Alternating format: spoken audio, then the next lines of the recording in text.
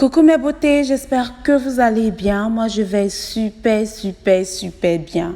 Et dans cette vidéo, je vais vous montrer comment faire la poudre de coco. Je sais que parmi vous, certaines ignoraient l'existence de la poudre de coco. Mais la poudre de coco est très bénéfique sur la peau. Vous avez déjà entendu parler du lait de coco, de l'huile de coco, mais jamais de la poudre de coco.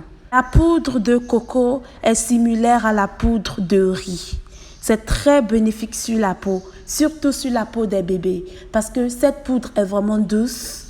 Elle nourrit plus la peau de bébé, pareil comme son lait ou l'huile de coco.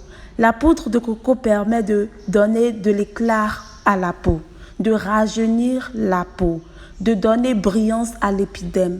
La poudre de coco est très bénéfique lorsqu'on l'utilise comme un masque visage, dans un gommage corporel, dans le lait ou dans le savon de toilette de tous les jours. Et cette poudre est vraiment très bonne sur la peau. Cette poudre permet de sécher les boutons d'acné. Elle permet aussi de sécher tout ce qui est petits boutons de soleil sur le dos, sur les fesses ou sur n'importe quelle partie du corps. Pour faire la poudre de coco, nous aurons besoin des noix de coco. Il n'y a pas de nombre exact à prendre. Vous pouvez prendre autant de noix de coco que vous voulez. Le nombre de noix de coco que vous allez prendre déterminera la quantité de la poudre que vous allez obtenir. La première chose que vous allez faire, c'est bien sûr casser les cocos, ensuite lavez-les très bien, découpez-les en petits morceaux et passez-les au mixeur. Si vous n'avez pas de mixeur, vous pouvez toujours râper les noix de coco.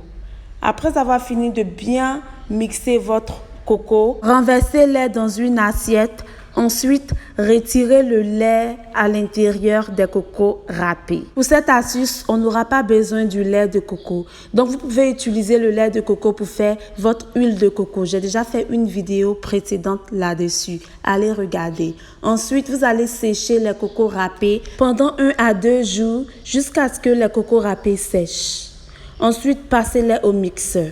Si vous n'avez pas de mixeur, vous pouvez toujours les piler dans un mortier à l'aide d'un pilon. Voilà que vous avez votre poudre de coco.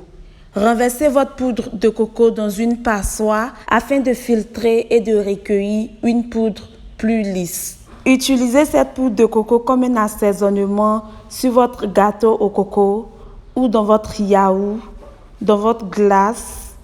Vous pouvez aussi utiliser cette poudre de coco, comme j'ai dit, dans votre mélange de savon de toilette pour faire un masque visage, pour faire un gommage corporel. Cette poudre peut être conservée dans n'importe quel endroit de la maison.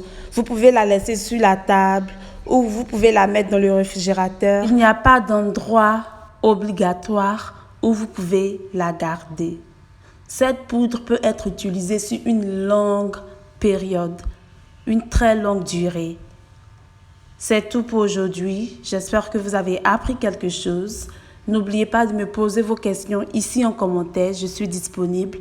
Suivez-moi sur mes autres réseaux sociaux, sur Facebook, Instagram et sur Snapchat. Je vous fais plein de bisous et on se retrouve à plus.